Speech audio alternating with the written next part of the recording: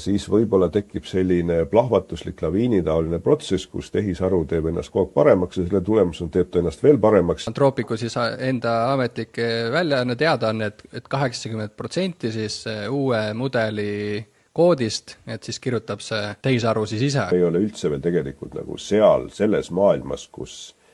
tarkvara iseseisvalt suudab ennast nagu kirjutada keeruliste asjade juures. Küll aga ma usun, et see juhtub, kui see kohe praegu juhtuks, siis me võiks üldse oma need praegused tegevused nagu ära lõpetada. Hakata mingisuguste hobitegevustega tegelema, et siis seda praegust maailma aasta pärast umbes ei oleks enam. Aga ilmselt me seda ise ka ei usu, sellepärast et me jätkame nii, nagu poleks midagi juhtunud. Prometheus varastas sealt jumalatelt tule ja kinkis selle inimestele ja ütleme, kui me räägime siis tule kodustamisest siin umbes 500 000 aastat kuni miljon tagasi, selline suur nihe inimtsivilisatsiooni ajaloos. Tuli on ikka üsna piiratud tööriist ja internet on ka nagu suhteliselt nagu piiratud tööriist. Et AI, ma arvan, on palju drastilisema efektiga. Et see on nagu, see ei ole ikka nagu võrreldav. Et ma arvan, et seal on rohkem nagu küsimus see, Täna vestlen Tanel Tammetiga ja ma leidsin siit, täna räägime tehisarust või AI-st ja ma leidsin, kuna siis selles vallas, AI vallas uudised ja arengud on siin peaaegu igapäevased viimasel ajal või vähemalt kord nädalas midagi suurt muutub, siis ma leidsin siit äritehnoloogia lehelt ühe artikli, sinu artikli tehisintellektist ja siis seal pealkiri, et TalTechi IT-professor Tanel Tammet tehisaru mõjust, maailm muutub täielikult. Ja siin siis see subheading või see alapealkiri, et ühiskond ja kultuur sellisena, nagu me oleme seda kogu aeg näinud ja tundnud, tehisaru mõjul püsima ei jää. Ja siis ma mõtlesingi, et võiks täna rääkida siis tehisarust võib-olla sellise laiema haardega või seda tervikut vaadelda. Ja alustakski ehk võib-olla sealt, et kui me seda ajajoont praegult vaatame, et siin paar nädalat tagasi siis Paast tegi suure avalduse tehisaru koha pealt ja siis laupäeval 2 päeva tagasi siis saime sellist esimest USA valitsuse direktiivi tunda kõige värskema, võimsama tehisaru mudeli osas või siis selle keelustamise osas. Et kus me praegult oleme, ütleme nii, et kui see esimesed GPT-1 ja GPT-2 jäävad sinna 2019-2018 aastasse ja nüüd me oleme siin 7 aastat hiljem, 2026 ja siin muidugi siis siin jõuame ka Ray Kurzweili juurde, võib-olla üks hetk ja räägime, et mis see singulaarsus üldse tähendab, aga et nemad ennustavad seda siin 2029 ja sinna kanti kuhugi seda, et ja igal mehel oma siis singulaarsuse mõiste ja kõik need AGI-d ja sellised üldised tehisaru kontseptsioonid, aga et kus me täna siin 2026 oleme, et mida ma siin oma nahal olen tunda saanud ja kindlasti ma olen selline AI nagu optimist või ja üldse olemuselt ka pigem selline optimist, et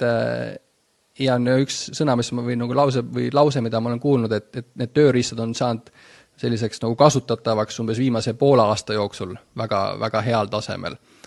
Et kus me täna oleme selle tehisaruga 2026 suvel? Me oleme sellises aeglaselt käivas täiustamise protsessis, mis on siin juba, ma arvan, rõõmsalt üle 10 aasta tiksunud. Ja tõenäoliselt tiksub see aeglane täiustamine veel väga pikka aega edasi, et selliseid ülijärske murranguid, et mingi aastaga toimub mingi katastroofiline, võib-olla heas või halvas mõttes muutus ei ole siin kunagi juhtunud ja ma ei näe ka ette tegelikult, et oleks, et küll on see, et inimesed panevad äkitselt tähele midagi. Et näiteks kui tuli ChatGPT välja, siis loomulikult see oli rõhuva enamus inimeste jaoks suur üllatus, et äkki selline asi on, eks, aga ta ei tekkinud üleöö, ta tekkis ikkagi ka sellise pika aeglase tiksumise käigus, nii et kui meile tundub, et siin iga päev on mingid uudised, need uudised on tõesti iga päev, need on umbes nagu Trumpi uudised, et Trumpil on ka iga päev uudised, et see veel ei tähenda, et asjad niimoodi järsult või murranguliselt muutuksid kogu aeg. Aga nad kogu aeg muutuvad, eks, et see on küll tõsi, et mingid sellist platood, et me oleme siin jäänud kuskile kinni, et seda ei ole juhtunud. see platoo võib väga hästi tekkida, aga täiesti võimatu on ennustada, et millal ta tekib. No see on umbes nagu sa ei suuda ennustada, et millal see aktsiaindekside värk hakkab vahepeal allapoole minema või kus ta platoole jääb, et see on täiesti võimatu ennustada. Et ma olen küll üsna kindel, et niimoodi pikas perspektiivis, nagu sa tsiteerisid, kogu see kaadervärk muudab kogu meie praktilise maailma ära, aga ma olen endiselt veendunud, et see ei juhtu väga ruttu, et kõik need asjad, mis me endal ümber näeme, juhtuvad palju aeglasemalt, kui võiks oletada. Et ma arvan, et selline hea näide on isesõitva auto teema, et kuigi neid on siin lubatud juba väga pikka aega ja tegelikult esimesed isesõitvad autod olid üle 30 aasta tagasi, mis täitsa kiiresti sõitsid kiirteedel, siis me endiselt ei näe, et meil oleks siin enda ümber reaalselt isesõitvad autod massiliselt, et sellist asja ei ole, et see osutub lihtsalt nii keeruliseks. See ei tähenda, et neid ei tuleks, eks, aga reaalsus on osutunud väga-väga keeruliseks, et neid korralikult teha. Nii et need on ikkagi sellises pooles vinnas, mis kuigivõrd nagu sõidavad, aga risk on suur, et sa ei saa jätta neid omaette tegutsema. Ja see on kõigi nende AI asjadega niimoodi, et vaikselt see ülesanne tulk, mida nad usaldusväärselt suudavad teha, et see vaikselt kogu aeg kasvab, aga kuskil ei ole näha, et ta kasvaks niimoodi väga äkilise kiirusega. Jah, siin ütleme siis viimasel poolel aastal olen pingsalt jälginud ka, kui seal Dario Amadei, siis Anthropic'u CEO või Sam Altman või seal keegi kolmas Google'i mingid viimased tooteesitused tulevad, siis ma nagu pingsalt viimasel kuulan, mida need mehed räägivad. Et siis see Dario Amadei need sellised, kinnitavad, siis räägid sama juttu, mida tema rääkis, et mingis mõttes et sellised, et ta ei hiili meil ootamatut ligi mingi õudne koll, vaid et me ikkagi näeme neid samme niiviisi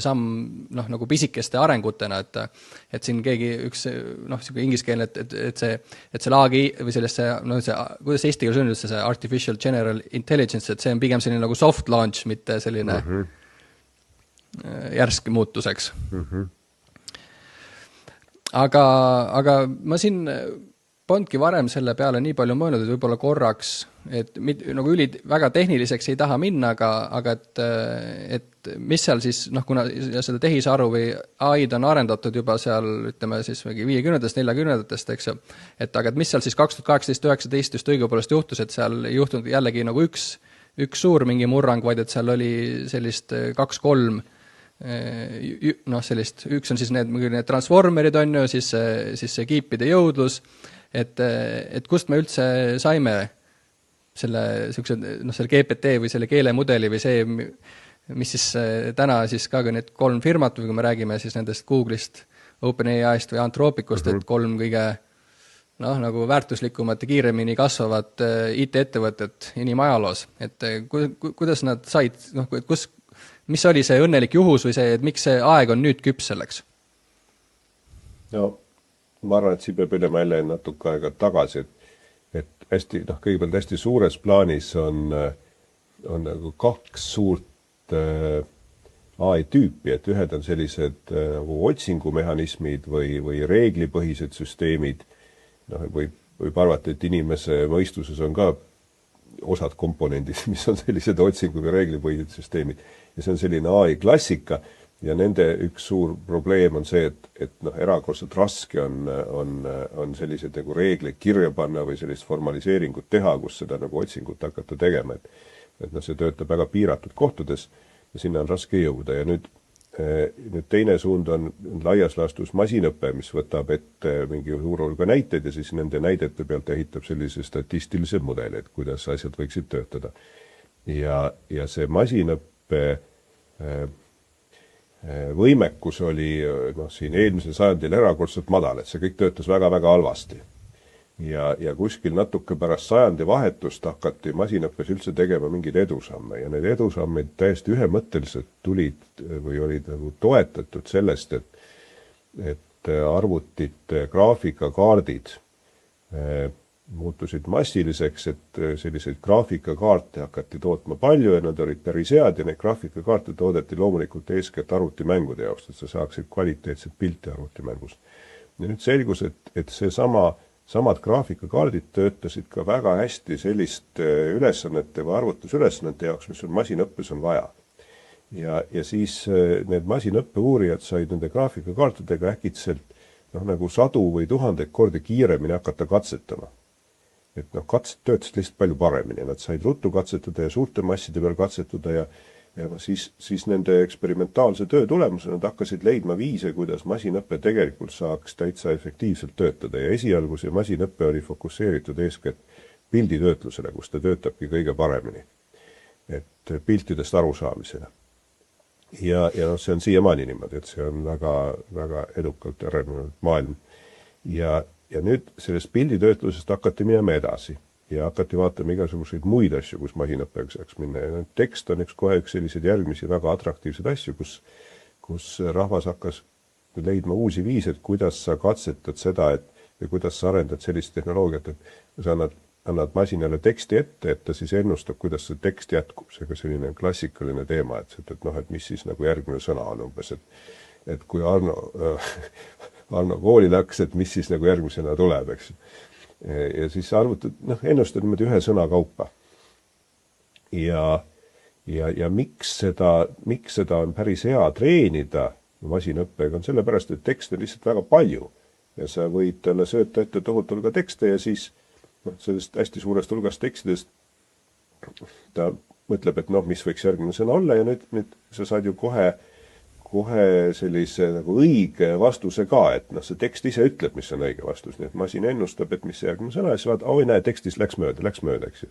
Või läks pihta ja siis ta paneb endale siin plusse või miinused ja siis tuunib oma võrku kogu aeg selle võrra. Et iga järgmine sõna siis jälle natuke tuunib oma võrku. Ja nüüd selliseid asju hakati ehitama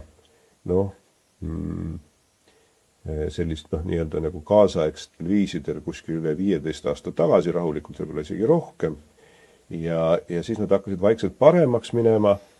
ja siis eksperimentide käigus hakati leidma konkreetsed hästi spetsiifilise viise, kuidas see sõna ennustamine paremaks läheks. Ja need võimekused, see kaasaegne tehnoloogia, mida praktiliselt kõik süsteemid kasutavad, põhimõtteliselt on ka üle 10 aasta vana, et sa ütlesid transformer, et on üks selline Google'is leiti, et et selline transformeri spetsiifiline arhitektuur ja meetod, et see töötab päris hästi.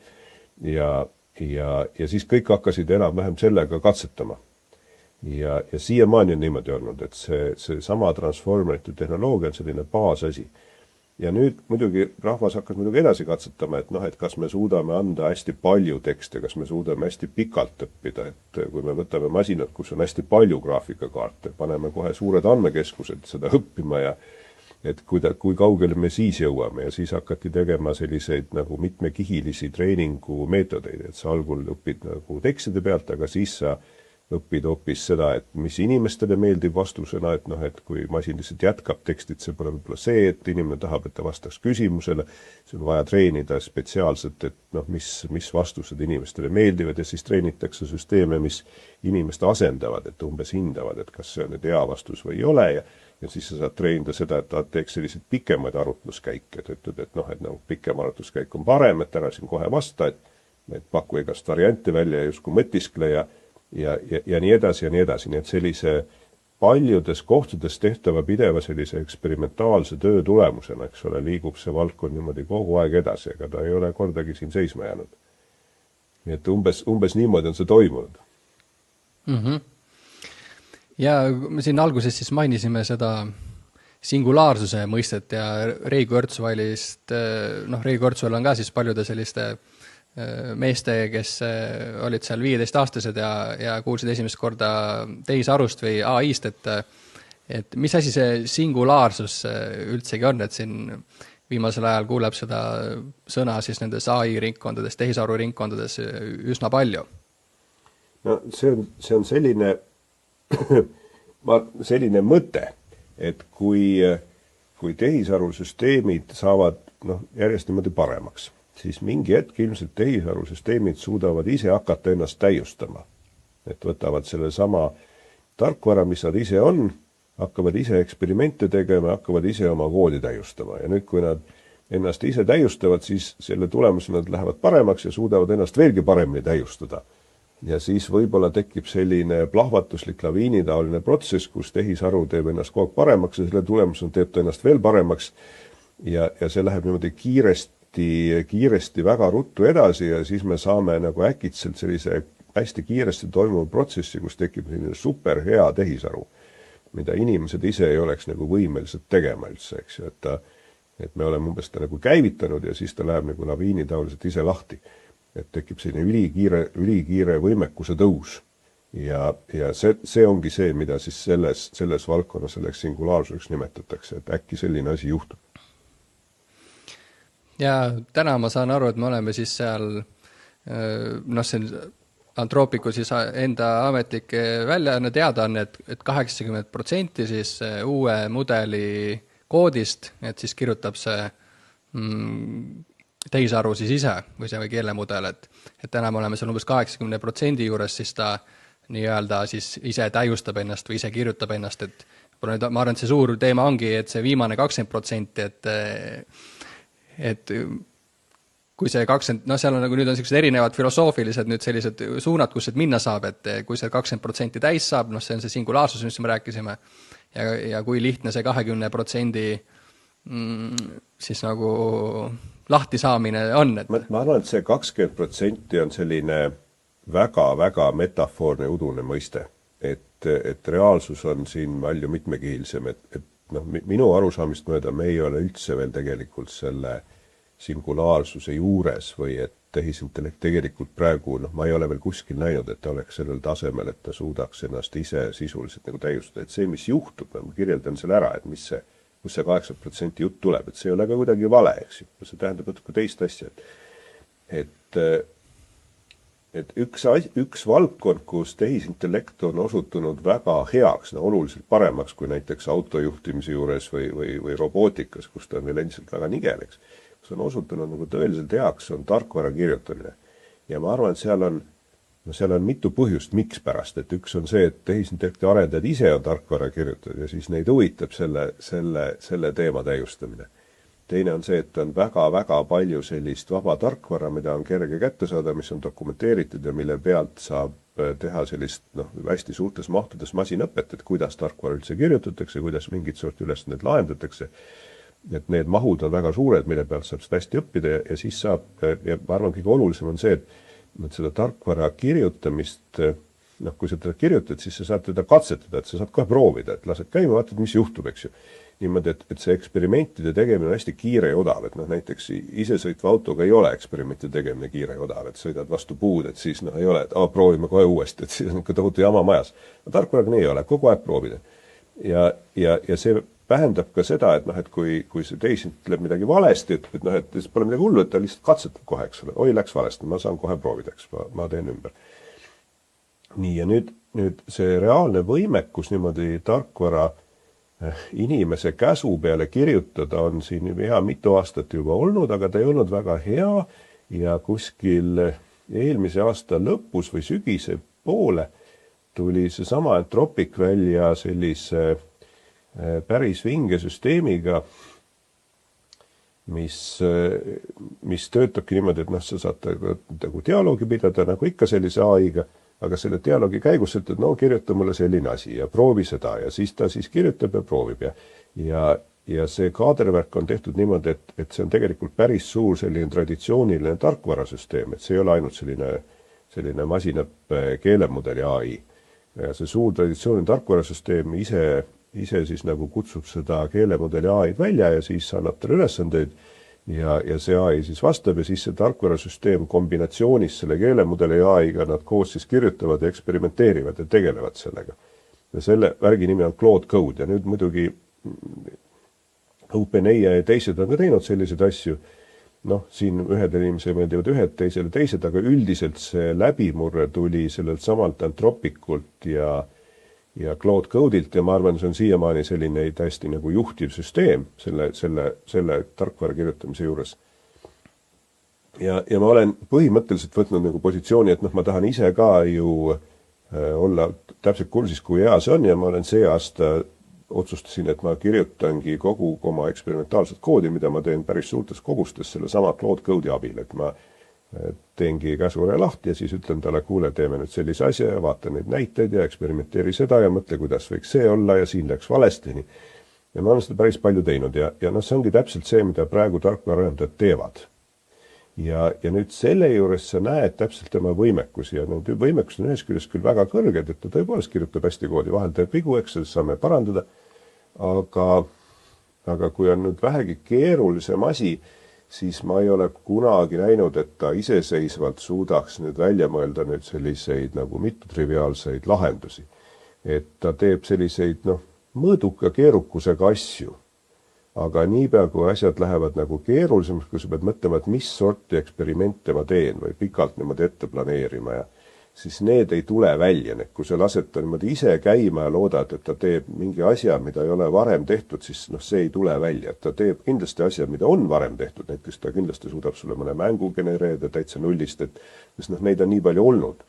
Ja kui sa tahad midagi päris uut, siis ta iseseisvalt ei ole selleks nagu üldse võimeline, et me ei ole päris selles kohas. Sa pead taga kogu aeg koos töötama. Ja nüüd ma võiksin öelda, et kogu minu eksperimentaalne kood on mitte 80%, vaid 100% tema poolt kirjutatud, eks. Samas ta ise ei ole võimeline seda kirjutama, seepärast, et ta sõltub ära sellest minu pidevast dialoogist, millega ma teda suunan, juhin, õpetan, seletan, katsetan.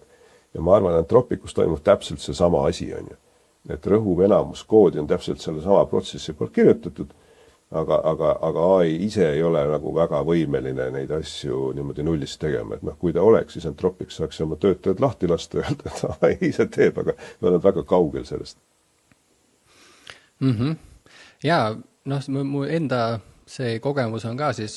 cloud code'iga, et ma hakkasin eelmise aasta novembri alguses kasutama ja nüüd ütleme siis sellest ajast saati siis kirjutan koodi, eks, ja kuna siis peale keskkooli ma olin 1,5 aastat IT kolledžis, õppisin IT-süsteemide arendust, aga IT peale tööle küll toeti grant peale, läksin maailma peale reisima peale kooli pooleli jätmist, aga ikkagi see arusaam niisugust baas IT-süsteemide arhitektuurist sain nagu koolist kätte ja siis täna selle cloud code'iga siis viimase poole aasta jooksul ma olen siin erinevaid süsteeme ehitanud ja see AI või siis selle cloud code'i selle käe hoidmine, et see on selline suur teema, et ta midagi teeb väga hästi, aga siis mingeid asju teeb üsna kehvasti, aga kui palju sa näiteks, mul oli ka siin näiteks, kuidas ma ütlen siis aasta algusest oli üks üsna keeruline koodijupp ja selliste kõrgete andmemahtude ja arvutustega ja siis andmebaasi selliste kutsungitega või callidega selline koodijupp ja siis need vanemad mudelid ei suutnud seda niiviisi nagu nipsust ära lahendada ja oli selline probleem, millega võib-olla oleks pidanud tegelema nädal või 2 niiviisi nagu intensiivselt, et see ise ära lahendada, aga et ma ei olnud seda ressurssi ja siis ma neljapäeval siis saime sellele nii-öelda mütosele käed ligi ja Fable 5 on siis niiviisi tavainimesele ta kutsutud nagu bränditud, eks, mille siis laupäeva hommikul Ameerika valitsus ära keelas, aga ma siis reede hommikul võtsin siis, et mis ma kõigepealt neljapäeval tegin, et võtsin ühe suure koodibaasi, mis on hetkel töötav toode ja palusin talle, et ta teeks selle turvaauditi sellele, et kuigi mul olid juba eelnevate mudelite ja selliste tugevate jutumärkis nagu skillidega see asi ära tehtud, aga lasin tal uuesti seda teha, siis ta muidugi ütles, et ta ei saa seda teha, sest seal tuli see harness või siis see piirang ette, et need uued mudelid on nüüd ka üsna piiratud. Aga et mis ma siis tegin, ma võtsin siis reede hommikul selle probleemi, mis mul oli lahendamata ja mida vana mudeli suund lahendada ja siis see oli 10 minutiga või 15 minutiga oli see tal tehtud, et see, et mingis mõttes see ongi, et mis siis nagu, kui sa seal käed sees oled seal selles koodi generaator või sellest, kes koodi kirjutab, on ju selles tehisarus või AIs, et siis seal on näha neid selliseid nagu neid väikseid arenguid või neid samme, et nüüd ongi võib-olla see küsimus, et millal ta siis hakkab selliseid nagu riigi infosüsteeme niiviisi et ta mõistab siis, ma ei tea, miljoni reaalisi koodi, et suudab seal ütleme, et seda käe hoidmist läheb vähemalt sellisel, kui ma siin 7 kuud, viimast 7-8 kuud nagu vaatan, mismoodi see asja areneb, siis seda käe hoidmist läheb aina vähemaks. Nüüd on võib-olla küsimus, et millal see käe hoidmine ära kaob, eks? Minu nimi on Riko Veskiväli ja kui sa soovid enda sünnikaardi kohta rohkem teada saada, siis ma olen värskelt valmis saanud eestikeelse astroloogia tarkvara nimega Astrotark. Seal sa saad vaadata enda sünnikaarti, saad vaadata, millised planetaarsed seisud sind hetkel mõjutavad, millised seisud on näiteks ajaloos olnud olulistel hetkedel. Lisaks saad vaadata ka enda lähedaste inimeste sünnikaarte. Ja see on mõnus kasutada ka mobiilis. Saad seda kõike teha leheküljel astrotark.ee. 7 päeva saad tasuta proovida. Oleneb ka mille jaoks, et kui sa ütled, et näiteks riigi infosüsteemid või sellised andmebaasiga süsteemid, siis need on üldiselt väga traditsioonilised asjad. Need on üldiselt asjad, millest me nagu aastakümneid on inimesed taolisi asju teinud, sellest on tohutult palju teada, sellest on tohutult palju näiteid, eks ole. Seal on nagu väga vähe vaja eksperimenteerida tegelikult, et seal tuleb süstemaatiliselt mõelda, vaadata, kuidas on kombeks olnud teha, katsetud teha teste läbi. Et ma arvan, seal ei ole küll nüüd praegu väga palju käehoidmist enam vaja, et sul on vaja ikkagi endale ülesanded on, mis sa tahad teha, eks ole, see on kõik arusaadav, eks ole, sellepärast, et see ülesanne ise ei ole ju enamasti, see keelemudel ju ei tea seda, et see tuleb sellest, et sa räägid teiste inimestega, keegi ütleb sulle, et näe, siin on mingi probleem või sul on antud mingisugune tellimus, eks ole, mida iganes, kuskilt välismaailmast mingi suhtlemisega tuleb, et seda sa pead talle kõike kommunikeerima, eks,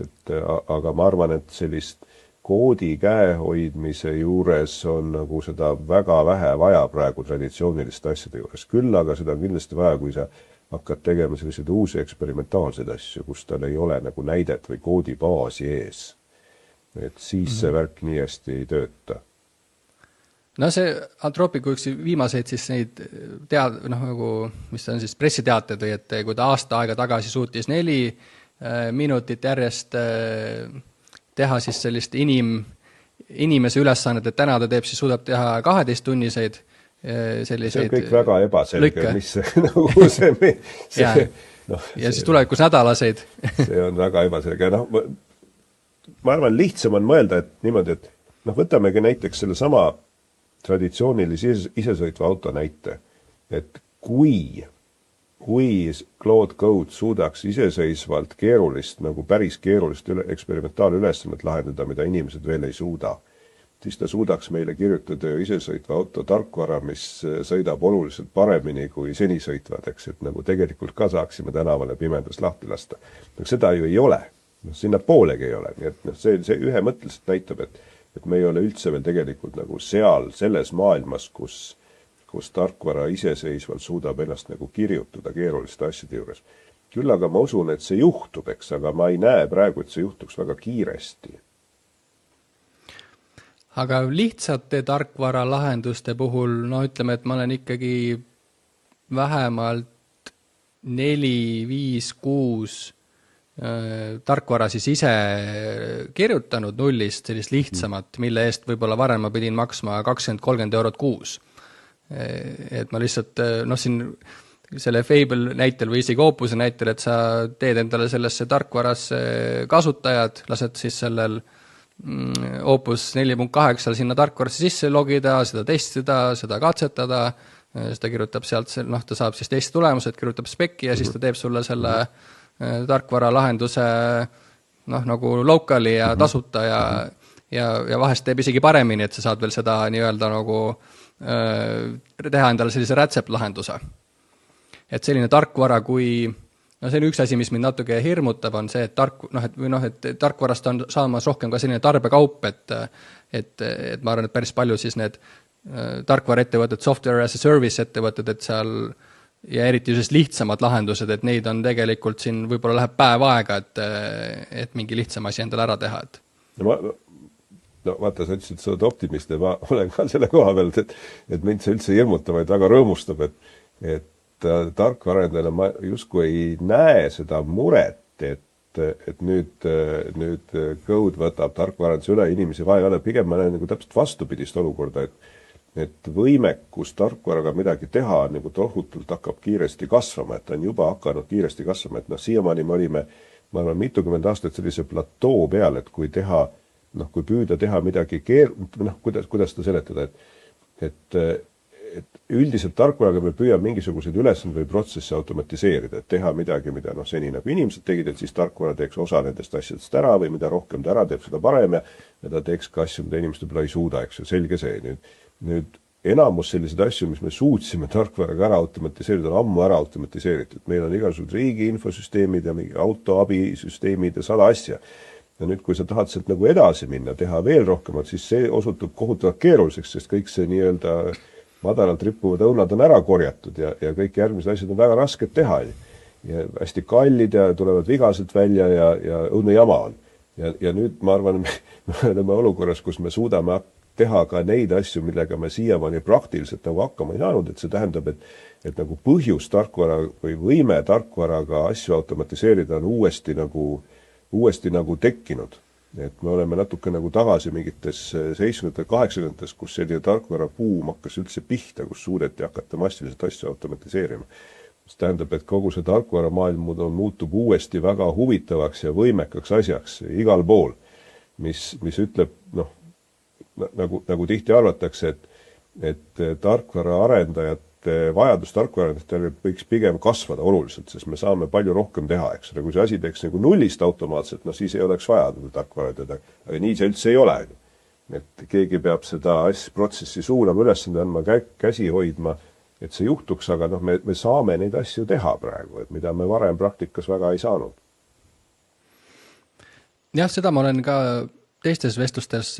tuttavatega rääkinud, et seda IT-d siia maailma veel panna on nii palju. Ja nüüd on võimalus siis seda niiviisi tarbekaubana siia juurde lisada hästi lihtsasti, eks. Aga kuidas sa näed seda, et siin üks Eesti podcast, mida ma kuulan ka, on Algoritm, et seal siis käivad erinevad Eesti siis IT-inimesed, arendajad rääkimas siis värsketest AI-uudistest ja nii edasi. Et kuidas sa näed näiteks see on nagu erinevates ühiskonnakihtides on huvitav näha, kuidas siis, kuna see AI on, ta on kuidagi meie kõigi teadvuses, eks, oleneb nüüd mis pidi, ja kust suuna pealt, aga kuidas sa näed näiteks erinevates ühiskonnakihtides, et kuidas AI meelestatus on, sest et kui sellist üldist fooni vaadelda näiteks ma ei tea, siin Ameerikas või ka siis Eestis või need inimesed, kes seda kasuta, siis selline üldine foon on ikkagi teatav selline negatiivne. Ja millest see tuleneb? Kas see tuleneb sellest, et inimestele lihtsalt ei meeldi arvuteid kasutada ja et see on võib-olla selline suur asi, et arvuti tekitab sellist teatavat võõrastust. Aga et kuidas sa näed seda, sest ka arendajate sees, mul on ka erinevatest arendajatest tuttavad, et siis ka arendajate enda sees on seda meelestatust aastüüni. See on kõik väga arusaadav, et see on nagu mure. Sa vaatad, et senine viis, kuidas maailm töötab ja millega sa oled harjunud ja kõiksugused mehhanismid siin maailmas, et need on muutumas. Kõik näevad seda, eks, et see värk muutub ära, et ma siin kirjutasin sellist teksti ja nüüd seda teksti kirjutab AI nagu väga hästi ise, ma peaks midagi muud tegema, ma teen hoopis neid asju, et siin teiste inimesega samamoodi kõik nagu muutumises. Ja sa ei tea, mismoodi ta muutub, eks. Sul ei ole ka nagu võimet ennustada väga, isegi lühikeses perspektiivis eriti hästi. Ja see loomulikult tekitab väga põhjendatud muret, et sa ei tea, mis edasi saab, sa ei tea, mis on nagu mõistlik teha, sa ei tea, kuidas sa peaks käituma, see olukord on selline ebastabiilne äkitselt ja natuke ennustamatu ja ma arvan, et see, miks peaks olema enamik inimesi sellega rahul, eks. Ma arvan, et osadel inimestel ebastabiilsus ja muutumine meeldib, mulle näiteks nagu meeldib, ma olen väga rahul sellega, et AI areneb kiiresti edasi ja olukord ei ole nagu seni, aga ma ei näe, miks see peaks kõigile meelepärane olema, et väga arusaadav, et see tekitab ebakindlust, eks, ja see ebakindlust tekitab ka meis, kuigi me oleme nagu optimistid, aga me oleme lihtsalt selle sama ebakindluse suhtes optimistid. Ma arvan, see ongi see põhjus. Ja nii palju, kui ma ettevõtjatega räägin, et mul on ka siis hariduselt siis või siis lõpetanud siis ärikooli ja siis ka ettevõtjad on palju tuttavad, et nii palju, kui ma ettevõtjate ringkonnas ringi liigun, siis nemad on küll nagu või sees mingis mõttes, et ja kui ma vaatan ka siis näiteks Ameerikasse, et et seal ühe mehe unicornidest, miljardi ettevõtteliste väärtustest, ettevõtetest, et selliseid asju näeme ja sellist teatav start-up-induse ikkagi sellist 30-40% tõusu on ju, ja siis ja üldse ettevõtlusele mõjub see AI suurepäraselt. Tõenäoliselt, sellepärast, et ta paratamatult vähendab vajadust inimeste palkamise järele, et enamuse asjade juures. No mitte kõigi juures, ma arvan, näiteks sa võtad selle sama AI arendusettevõtted endid, siis nemad palkavad küll inimesi, nad tahaks väga hea meelega saada nagu uusi tippspetsialiste, ega nad muidu ei maksa neile üratuid palkasid, eks ju, et see on selge põhjus. Aga suure osa või mingi märgatava osa ettevõtete juures nad saavad nagu võimekuse asju ruttu teha, eks, ja see on nagu atraktiivne, et sa saad nagu raha kasutada kiire võimenduse saamises. Samas kõik saavad niimoodi teha. Et see rõõm võib olla natuke illusoorne, eks, me kõik saame aru, et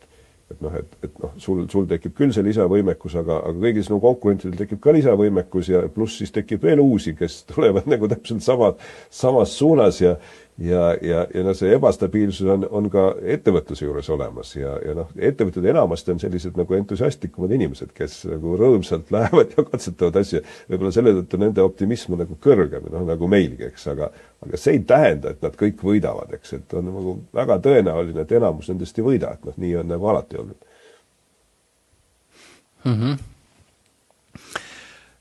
Kuidas üldse, kui selle natuke välja zoomida, et meil on nii-öelda 3 seda juhtivat AI, siis kuidas siis laborit või kuidas neid nimetatakse, et Anthropic, OpenAI, siis ChatGPT, GPT ja Google.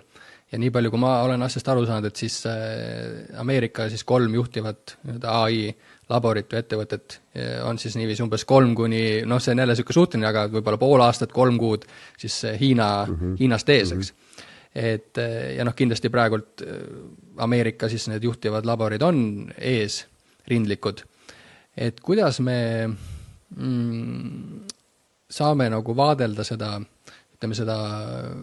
AI arenduse nagu seda suuremat pilti või just seda 3 tuumikut ka, et siin just värsked uudised, et ütleme, et OpenAI vist oli ChatGPT kõige kiirem ettevõtte ajaloost, kes on jõudnud siis miljardi kasutajani, eks. Ja nad siin kõik plaanivad ka siis oma seda IPO-t või siis börsile tulekut. Et siin just eelmine nädal saime siis oma esimese triljonäri siis Elon Muski ja SpaceXi börsile tuleku näol. Ja nii Anthropic kui OpenAI siis plaanivad ka börsile tulla ja nende siis need evaluationid või siis väärtused sihivad ka kuhugi sinna 1,5 triljoni juurde või kuhugi sinna triljoni juurde. Et võib-olla seda suurt pilti natukene lahti rääkida, et kas ongi nii, et nüüd ongi need nii-öelda need 3, et sealt kellegi järgi tõmmata on üsna keeruline või kuidas üldse see maailm? Ise ütlesid, et Hiina laborid on kuskil 3 kuud või pool aastat maas, eks. Võib-olla natuke rohkem, aga mitte üle aasta ma pakuks, jah. Et ma siin jooksutangi kogu aeg eksperimentaalselt neid samu 3 ja DeepSeeki selle kõrval. Üldiselt DeepSeek on nõrgem, aga ta, ma arvan, ei ole üle aasta nõrgem, et ta on ikkagi nagu siin vähem. Võib-olla siin, pool aastat, midagi sellist. Ja nüüd selle DeepSeeki ümber taolisi on ju väga palju, eks ju, et meil on nagu ka igasugused Korea ja Jaapani ja kõiksuguseid mudelid ja Hiinas on neid teisi veel, eks, ja siis on mõned Euroopa omad ka, eks on Mistral teadupärast, mis on siis selline kõik naeravate üle, et on selline nõrgapoolne. Aga tegelikult neid asju ei ole nii hüsteeriliselt keeruline teha, eks me näeme, kui igal pool tehakse, sest see meetod on väga sarnane, et see on selline, see on kõik tehtav,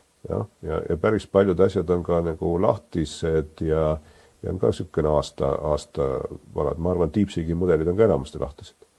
Ja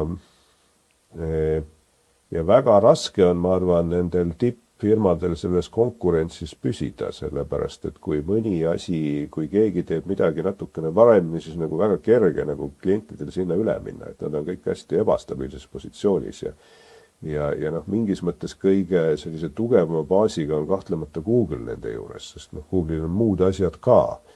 Ja Google on väga rõõmsalt rebinud ennast noh, sinna kõrvale enam-vähem, et ta võib-olla ei ole, Gemini mudelid ei ole nii tugevad kui Anthropicul ja OpenAI-l, aga nad on suhteliselt lähedal ja kui inimene läheb guugeldama, noh siis ta on nagu kohe ju selle Google'i konventsiooni meelevallas ja Google paneb talle enda asju, nii et ja noh, ma ei näe nagu viisi, et miks pärast peaks Anthropic või OpenAI valuation'id olema kõrgemad kui Google. See on väga vähe tõenäoline, eks ju, et ma arvan, et Google'il on selline noh, nagu kõige tugevam positsioon hetkel nende seast, aga kuna see kõik on hästi ebastabiilne, siis ega ma arvan, keegi ei oska ennustada, kui hästi läheb, eks ole. Ja alati on ka mingid negatiivsed stsenaariumid võimalikud, eks kõik hoiatavad, et noh, nad on nii palju investeerinud, et kui nii palju laenu võtnud, et kui nad ei suuda seda kiiresti nüüd tagasi teenida, siis nad lähevad kõik pankrotti, eks, mis võib ka juhtuda, et see on ka täiesti võimalik stsenaarium. Võib-olla poiss tahab midagi küsida, ma arvan. Kuule, kannata ära, ma teen siin lõpus. Ma tulen aitasin. Oota veel tundi. Pane usk kinni, kannata. Tal on kole iga. No muidugi suvi. Jaa. Olgu hea, kui siis natukene veel rääkida sellest, noh siin räägitakse siis, noh et värske uudis siis, et siin paar nädalat tagasi oli siis Ungari matemaatika, et see Erdose probleem, et seal oli isegi läbimurre, et AI suutis siis seal matemaatikat teha siis sellisel tasemel, mida inimesed ei ole varem suutnud ja siis muidugi see kuulus näide, kui kunagi siis pandi, no see üks esimesed, see minust oli siis, millest sai Google'i see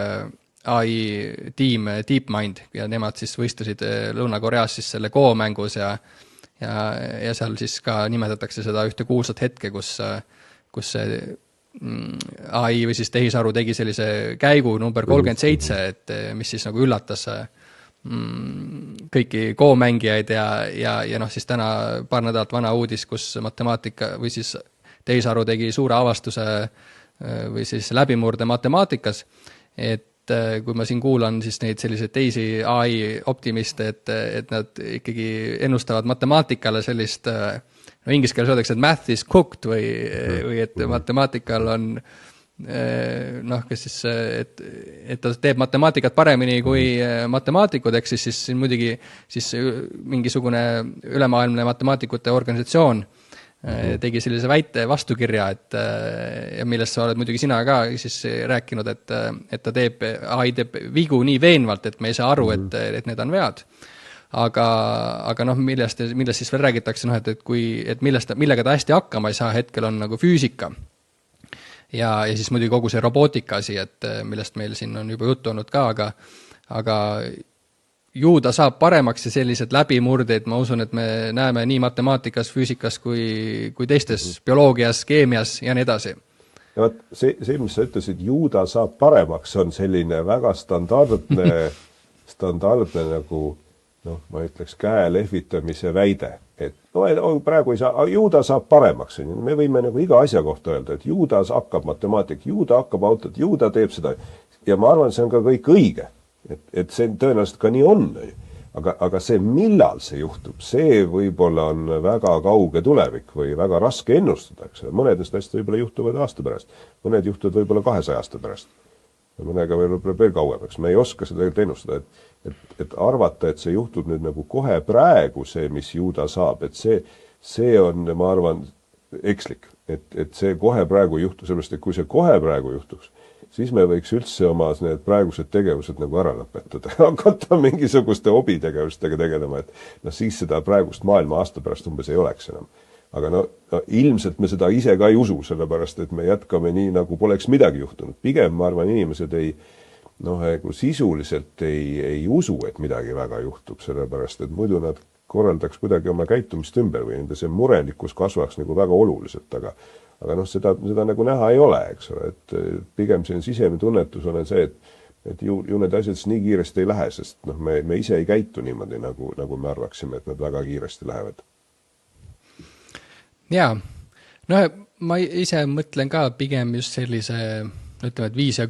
kuni 10 aastat ka sellises ühiskonna või elukorralduses on ikkagi üsna lühike aeg, et kui ma lihtsalt mõtlen selle viimase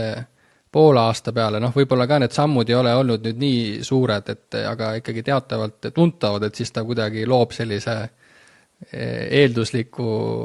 maastiku, et mis siis aasta pärast või mis siis 5 aasta pärast või 10 aasta pärast, et selliseid Go-mängu samm 37 või siis Erdose probleemi lahendamine või sellised, või mul siin endal reede hommikul, kus ta lahendas 10 minutiga üsna keerulise koodijupi ära, et need on tead sellised, nagu mingid sellised hetked, kus ta nagu üllatab või teeb midagi sellist maagilist, eks, ja siis kuidagi see lootus sellest, et neid tuleb veel, neid tuleb veel ja neid tuleb veel, eks. Jah, aga jah, ma arvan alati, et niimoodi kainestav mõelda selle sama isesõitva auto hetkeseisu peale, eks, mis peaks olema nagu 1000 kordi lihtsam ülesanne kui näiteks maja ehitamine. Et sa lihtsalt keerad seal rooli ja vajutad gaasi ja pidurit ja kogu lugu. Et maja ehitamine on miljard korda keerulisem asi, sa pead seal haarama, tõstma, kõik see iga ülesanne üliraske, mitte miski ei tule robotitele välja praegu. Nad liiguvad väga hästi, see on tõsi küll, aga nagu haaramisvõime on juba väga nõrk ja nii edasi. Et vaataks, kuidas selle isesõitva autoga läheb, et siis saab nagu edasi, et seni, kuni neid niimoodi massiliselt ei ole, me ei saa tegelikult üldse nagu sisuliselt mõelda sellest, et AI võtab nagu asjad üle, et ma arvan, ta võib seda teha, eks, aga enne ma tahaks näha, et isesõitvad autod on igal pool, et see võiks olla esimene väikene näiliselt nagu lihtne samm, mis tegelikult on osutunud üliraskeks, kuigi seda on üle 30 aasta tehtud, mis nagu kõik viitab, et need asjad on nagu keerulisemad, kui tundub ja need, ja Go mängimine vastupidi nagu lihtsam, et mingis mõttes on, me ise kogu aeg nagu näeme, kuidas meie enda selline arvamus, et mis on lihtne, mis on keeruline, hästi naiivne, et pigem sellised füüsilise maailmaga tegutsemise asjad on palju keerulisemad kui mingid mõtlemise asjad, et malemängu on, me saame praegu aru, on palju lihtsam ülesanne, kui minna külmutuskapist piima võtma, eks ju.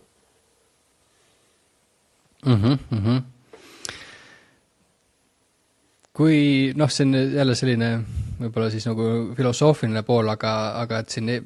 vahepeal siin lõi lainet siis see OpenClaw turule tulek ja siis selline AI nagu agentsuse teema ja siin on ka siis välja õigatud, et see 2026 on siis see AI nagu agentide aasta ja kindlasti ka järgmine aasta, et ja siis ma ise muidugi ei ole ühtegi sellist OpenClaw või mingit Hermese-laadset ta nagu vabaks ei ole lasknud teda, sest et ongi, ta teeb nii palju vigu, et seal pole eriti pointi lasta tal vabalt toimetada, küll mingite lihtsamate ülesannetega võib lasta tal nii-öelda ka automatiseerida mingeid asju, aga eks see soov või lootus nagu selle agentsuse puhul on see, et siin hiljuti räägime siin sellest Nvidiast või me rääkisime nendest graafikakaartidest, et miks siis Nvidias sai maailma väärtuslikum ettevõte, see oligi tänu siis nendele graafikakaartidele ja kiipidele, eks ju, GPU-dele. Aga et nad siis plaanivad minust nüüd välja tulla ka enda siis sellise arvutiga või laptopiga ja siis paljud ei saa aru sellest, et milleks hakata ise arvutit tootma, aga siis seal sellised ullemad tüübid räägivad ka siis sellise Apple'i ja Microsofti nagu disruptimisest või et siis kui me siin räägime sellistest võib-olla ulmefilmidest, sellistest AI assistentidest või sellisest hoopis teistsugusest viisist, kuidas me üldse siis võib-olla tarkvaraga või desktopiga nagu suhtlema, eks. Et need on ka muidugi sellised, et neid ei ole kuskilt veel näha, eks, aga kuskil ulmekirjandusest me näeme seda, et siin ma olen ka mõne inimesega nagu rääkinud, et täna kui sa tahad bussiga sõita, siis sa pead minema teepileti lehele, et Tartusse bussipilet osta või kui tahad minna Elroniga rongiga sõita, siis pead minema rongilehele ja kui tahad perearsti juurde minna, siis pead minema siis sinna Tervisekassasse või kui tahad makse teha, siis pead minema sinna lehele, aga et kui tekib selline, et et seda ka siin viimased ka räägivad paljud, et nüüd kuna need suured SpaceX-id ja antroopikud, et kuna nad tõstavad nii palju raha, et siis tekibki selline nagu majandus väljaspool seda traditsionaalset majandust, eks, kus nad saavad nagu eksisteerida väljaspool panku, väljaspool et selline suurem autonoomsus on ju, aga siis sellises majandussfääris, aga et just, et kõik need süsteemid omavahel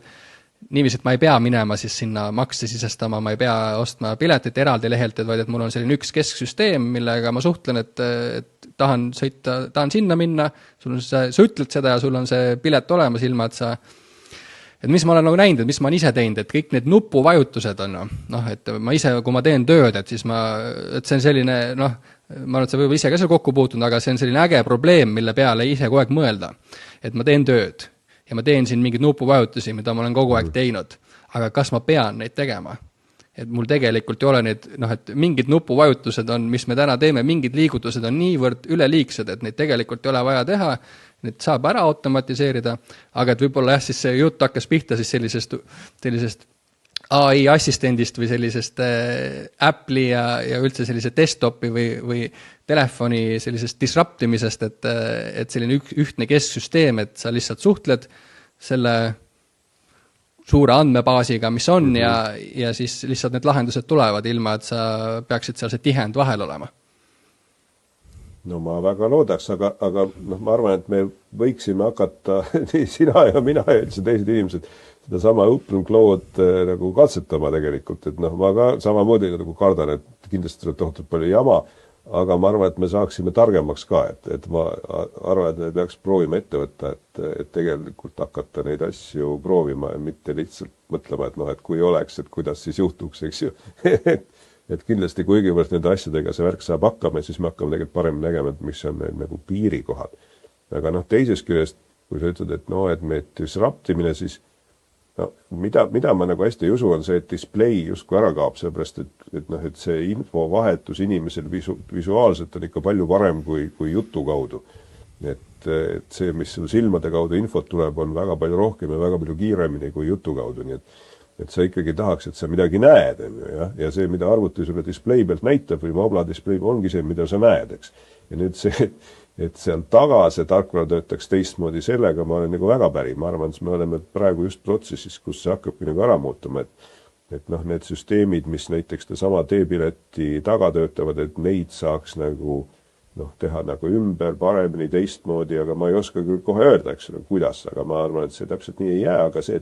et see visuaal, et näed, et sul on nüüd siin see pilet, sul on need nagu variandid, et seda ma nagu väga hästi ei usu, et see ära kaoks, sest see on lihtsalt efektiivne, eks ole, võrreldes sellega, et hakkaks sulle ette lugema, ütelda, et meil on siin nagu 10 bussi, üks läheb 9.50, teine läheb 9.7, kaua sa viitsid seda kuulata, eks, et sa tahaks seda pilti näha. See pilt on sul juba praegu olemas, eks, et küll on see, et see suhtlus selle süsteemiga on kohmakas, et sa tahaks, et ta sinu eest nagu nuppe vajutaks, eks, et võib-olla me nagu liigume vaikselt nagu selles suunas, et lihtsalt see kasutaja liides läheks nagu sammult nagu mugavamaks, et sa saad sinna vaba teksti kirjutada näiteks, et see tunduks nagu väga mõistlik, et see, et sa ei saa sinna vaba teksti kirjutada, tundub praegusest seisust, kui me oleme harjunud Cloud Code'i kasutama, tundub nagu nõme, eks. Et see peaks ilmselt ära muutuma, aga ma ei oska ka öelda, kuidas ta täpselt nagu muutub, et ma pigem kahtlustan, et iga selline piletimüüja teeb nagu oma liidesed selle värgi. Jah, see on ka selline suur teema ja mida ma olen enda sees muutumas näinud on ja mul ei tule siis selle OpenGlaw looja nimi kohe meelde, aga kui ta selle OpenGlawga välja tuli, siis ma kuulasin neid, mis tal rääkida oli ja siis ma vaatasin, et tema siis ka oma neid Cloud Code'i ja GPT koodeksi neid akneid, siis terminal akneid, et kui ta seal oli 8 tükki korraga lahti, 16 tükki, et siis ta mitte ei kirjutanud nendesse, vaid et suunas seda tarkvara arendust just sõnaliselt. Et ma ise suunan ikkagi tekstiliselt ja inglise keeles, et ma suudan kuidagi seda tehniliselt nagu inglise keeles paremini mõelda. Täpselt, aga sa vaatad, mis ta kirjutab display pealt, eks? Ta ei räägi sul seda juttu.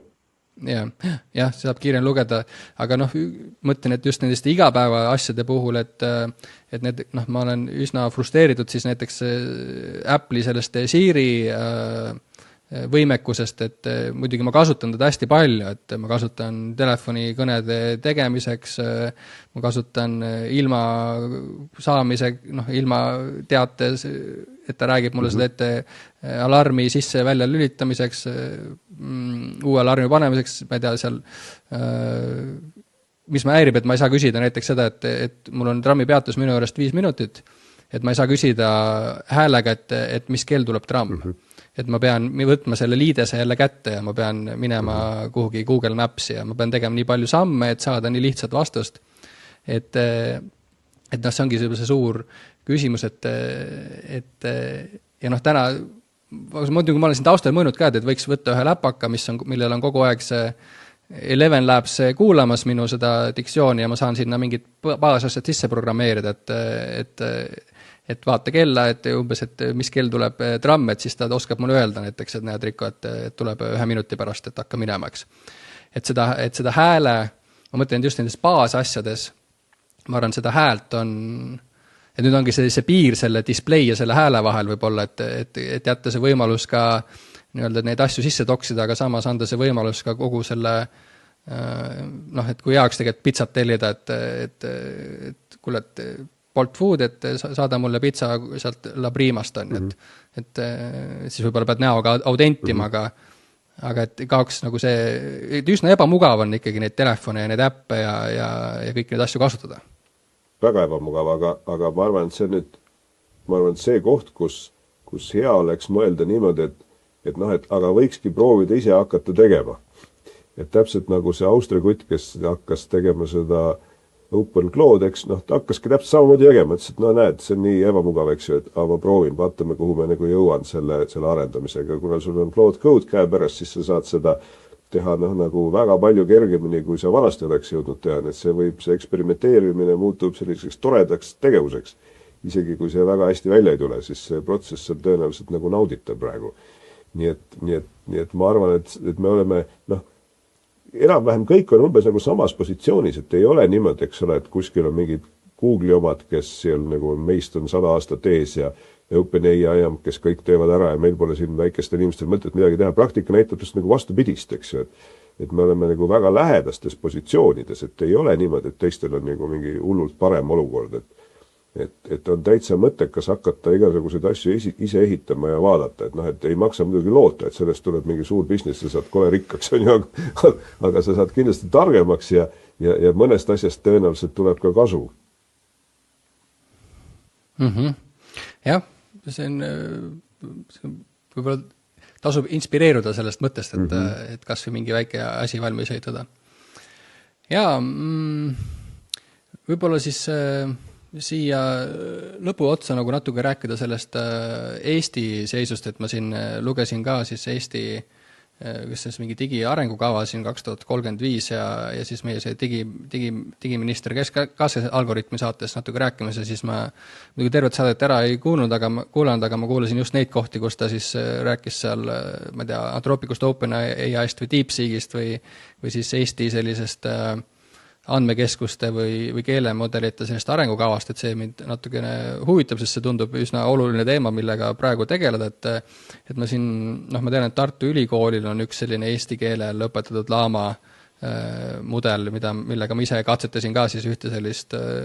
treenisin siin teatava eestikeelse tekstikorpuse peal ja et saaks sellise intuitiivsema, targema sellise keelemudeli ehitada niisuguse spetsiifilise, et kuidas me, seal, kui ma neid teisi artikleid lugesin ka, et siis see on üks teema, millest sa ise rääkisid ka, aga see, ja võib-olla see natuke haakub selle eelmise OpenClaw ja ise ehitamisega ka, aga et kuidas see Eesti roll sellises ajastus või praegu võib öelda, et hetkel see AI baas või see tehisaru, et see on see, mille järgi me seda ajastut siin ise loomustame, et kuidas sa seda Eesti rolli siin näed või riigina, siin indiviidi rolli on võib-olla natuke lihtsam näha, et see on selline leiutamine, ettevõtlikkus, aga riigi tasandil, et kuidas sa näed seda, sa võib-olla rohkem kursis ka nende teemadega? Ma arvan, et see, kus me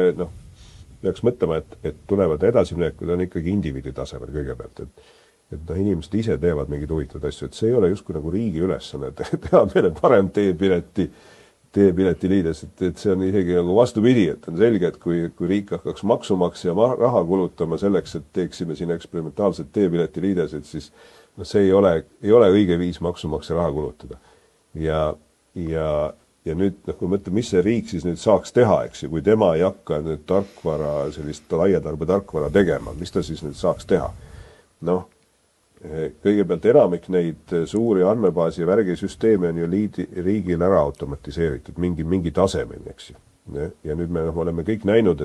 et kui riik püüab neid nagu edasi automatiseerida, no näiteks see kuulus Sotsiaalministeeriumi SKAIS-i näide, eks ju, kõik teavad, et SKAIS,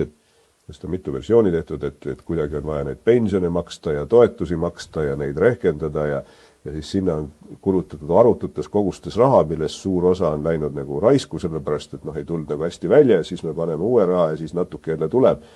Et nende asjade juures on ju näha, et kui sa lähed väga detaili, siis see ei tasu enam ära, sellepärast, et kui sa hakkad mingit detailseid asju siin automatiseerima ja tegelikult see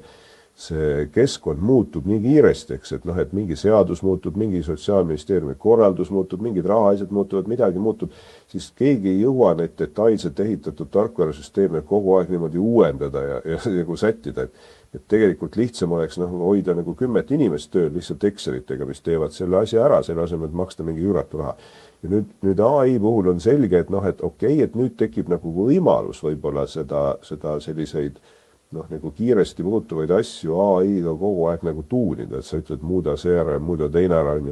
See on nagu tõsi, aga samas keegi peab jälle seal nagu kätt hoidma ja kontrollima, et see asi õieti tuleks niimoodi, et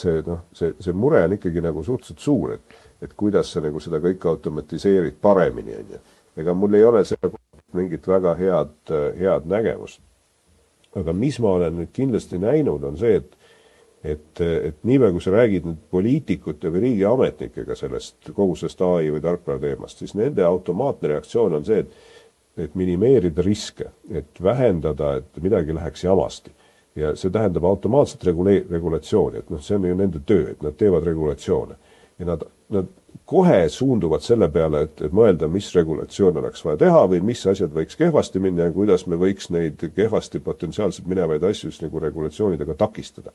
Et riigi normaalne nagu see refleks praegu, mis ma olen näinud nagu inimeste pealt, on see, et takistame midagi, keelame midagi, paneme midagi kinni. Ja ma arvan, et see ei ole produktiivne. Sellepärast, et see ei vii kuhugile, sellepärast, et nad ei suuda neid riske piisavalt ära maandada. Nad teevad valesid regulatsioone, mis nagu aasta pärast enam ei tööta, et see on nagu maha visatud töö. Et minu tunne on küll see, et riik ei peaks püüdma väga nagu mõtlema, et mis võib kõik siin AI-ga halvasti minna ja neid regulatsioone teha, et see lihtsalt ei tasu ära, isegi kui see on hästi mõeldud, eks ju, et võib-olla need asjad, mis Euroopa tasemel tehakse, et see on nagu küll ja küll, et Euroopas on oma see AI määrus ja ju nad seda vahel tuunivad ja kui me seda järgime, on nagu isegi tubli, eks ju, et võib-olla me ei peaks üldse rohkem nagu selle koha pealt püüdma. Küll aga kui mõelda, kas riik midagi proaktiivselt saaks teha, siis ta muidugi saaks isegi väga huvitavaid asju, aga ta ei taha. Näiteks näide, et kui me tahaksime seda riigi nagu ametnike kulutusi vähendada, eks me peaksime ilmselt nagu automatiseerima rohkem igasuguseid riigiametnike tehtavaid protsesse, nagu nende töid. Et me saaks nüüd lahti lasta, eks. See oleks nagu viis kulutusi vähendada. Ja kuidas me seda saaks teha, et me peaks ilmselt tegema selliseid eri mudeleid, mis oskavad teha neid ametnike töid, mida nad praegu ei oska, nad ei tea, mis ametnik teeb. Ja selleks oleks vaja lihtsalt salvestada kogu seda, mis ametnik teeb, eks ju. Salvestada tema e-maile, millal ta midagi kirjutas, millal ta midagi luges, salvestada tema telefonikõnesid, panna talle mikker pea külge, salvestada, kui ta kolleegidega räägib. Kogu aeg kõike salvestada. Ja see, mida sa oled nagu massiliselt salvestanud, seda sa saad sööta ette nagu masinõppesüsteemidele, mis siis nagu lisaks selle tavakeele mudelitele võtavad selle sisse ja selle tulemusena hakkavad õppima ära, et mismoodi ma peaks neid protsessis nagu ise läbi viima. See oleks tehniliselt täiesti tehtav ja kuna Eesti riik on suhteliselt väike ja suhteliselt kompaktse aparaadiga, siis see on nagu ka sisseviidav, et see oleks täiesti nagu mõeldav. See ei ole isegi nii kohutavalt suur kulu ja sellega me oleksime sellises nagu ülimalt eesrindlikus positsioonis kogu maailmas ja muutuksime kõigi jaoks nagu väga huvitavaks. Samas on täiesti selge, et noh, see on niivõrd hirmutav perspektiiv, et kõiki kuulatakse pealt, samas hakatakse kõiki inimesi lahti laskma, eks ju, et ma nagu ei näe, et poliitikud oleks mingitki huvi seda teha. Et noh, et see potentsiaal on väga tugev, huvi seda teha on väga nõrk. Võib-olla ütle poisile, et 5 minutit veel, viimane küsimus. Ilib sul seal? On ta sul seal? Okei. Et see sama teema, millega me alustasime, et ühiskond ja kultuur sellisena, nagu me oleme seda kogu aeg näinud ja tundnud, et tehisaru mõjul püsima ei jää. Ja ma siin olen kuulnud ka siis, ma siin enda nendes intervjuude raames rohkem liigun mööda selliseid, kuidas ütlen siis, selliseid psühholoogilisi, mütoloogilisi radu, et olen seal Tartu Ülikooli seal Vana-Kreeka asjadest saated teinud ja nii edasi, et siis üks selline mõte, mis ma ka üles olen korranud, et sellisel ütleme, kui räägime post-AI aegsest ajast või see võib-olla üks kaugemas ajas, aga et mis saab oluliseks on selline inglise keeles nagu massive sense of purpose või sellise siis, kuidas on siis olemise selline eesmärk või midagi sellist, et aga et siia lõppu, et seesama mõte, et ühiskond, kultuur muutub, ja mul üks saade oli siis sellisest nagu tule kodustamisest või sellest Vana-Kreeka müüdist, kus Prometheus varastas sealt jumalatelt tule ja kinkis selle inimestele ja ütleme, kui me räägime siis tule kodustamisest siin umbes 500 000 aastat kuni 1 miljon tagasi, selline suur nihe inimtsivilisatsiooni ajaloos. Ja ma olen siin ka kuulnud nagu võrdeid ka selle tehisaru ja AI puhul siis interneti tulekuga, et kas sa näed, et kas see on selline, kas ta on niivõrd suur selline disruptor või selline tehnoloogiline jumalatelt tule varastamine, et paast natuke selle eest hoiatas, et ta on midagi sellist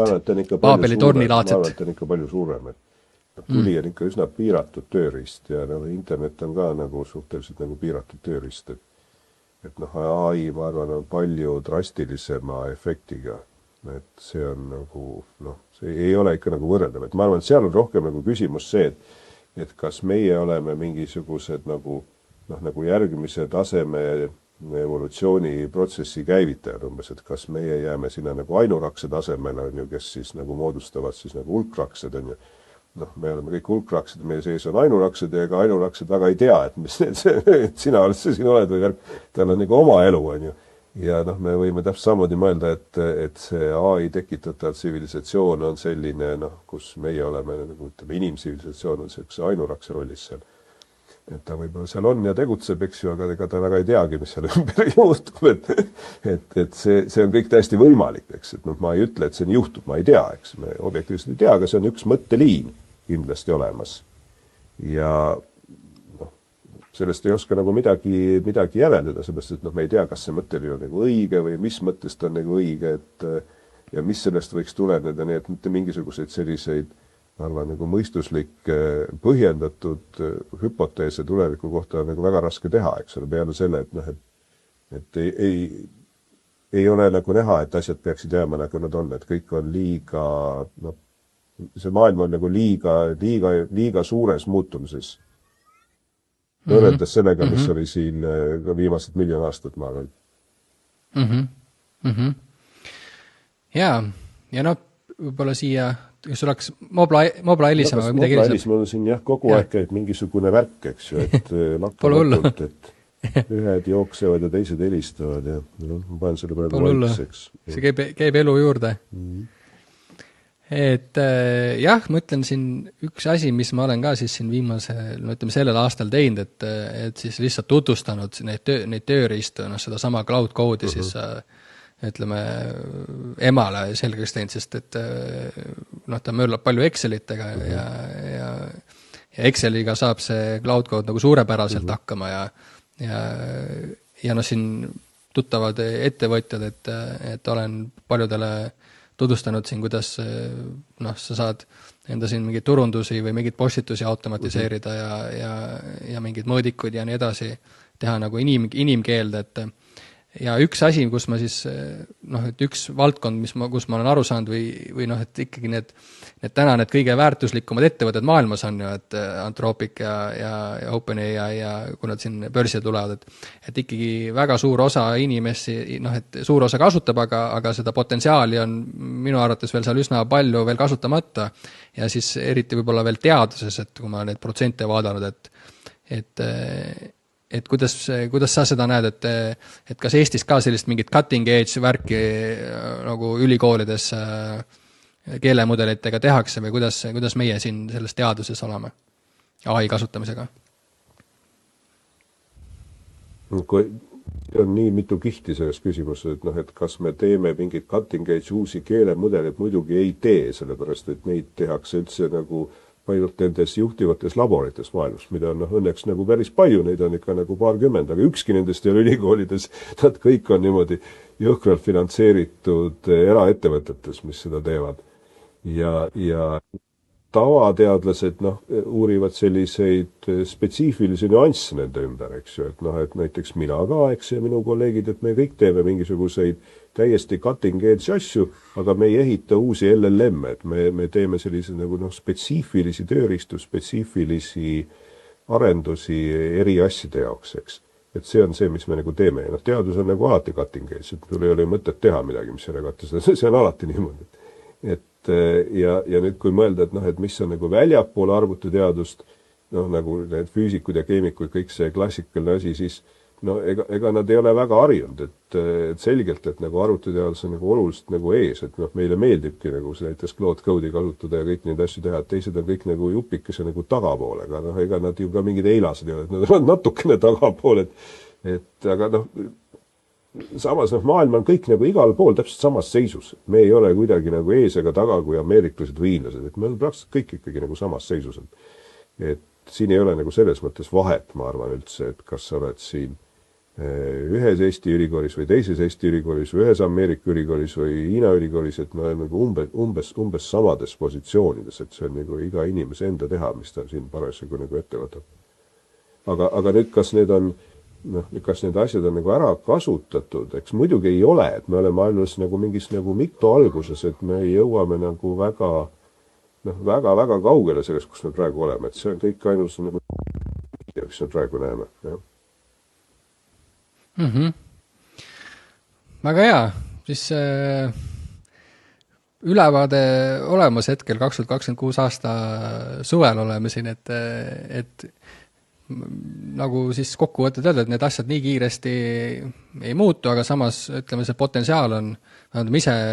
olen nagu seal käed õliseks teinud ja see, kogu see värk on üsna huvitav ja vähemalt kui ma ringkondades ringi liigun, et siis ma innustan nii materjaliteadlasi kui seal matemaatikud või et uurima, et mida siis teised materjaliteadlased või matemaatikud sest maailmas on need olemas ka, kes juba rakendavad ka, sa saad selle, pea igas valdkonnas on võimalik keelemudelit rakendada, et ma arvan, et see on üsna kasulik ja üsna oluline ka hakata seda varakult tegema, sest praegu on ikkagi tohutu eelis ka, sest keegi ei tee seda veel. Natuke ikka tehakse. Või tehakse, aga mitte nii laialt. Nii et kui sina teed rohkem kui teised, siis sul on see võimalus, sa võid seda hetke eelist ära kasutada, see oleks väga tark teha. Aga suur aitäh sulle, Tanel, ja vaatame võib-olla, kuna need asjad siin liiguvad ka kiiremini, et kiiresti, et võib-olla siin 2-3 aasta pärast oleks kindlasti on huvitav uuesti vestelda, sest et ma usun, et siin need Go37 selliseid käike ja meid matemaatika probleeme, et ehk ikkagi tuleb veel sellised läbimurdeid. Okei, aitäh! Minu nimi on Rico Veskiväli ja kui sa soovid enda sünnikaardi kohta rohkem teada saada, siis ma olen värskelt valmis saanud eestikeelse astroloogia tarkvara nimega Astrotark. Seal sa saad vaadata enda sünnikaarti, saad vaadata, millised planetaarsed seisud sind hetkel mõjutavad, millised seisud on näiteks ajaloos olnud olulistel hetkedel. Lisaks saad vaadata ka enda lähedaste inimeste sünnikaarte ja see on mõnus kasutada ka mobiilis. Saad seda kõike teha leheküljel astrotark.ee. 7 päeva saad tasuta proovida.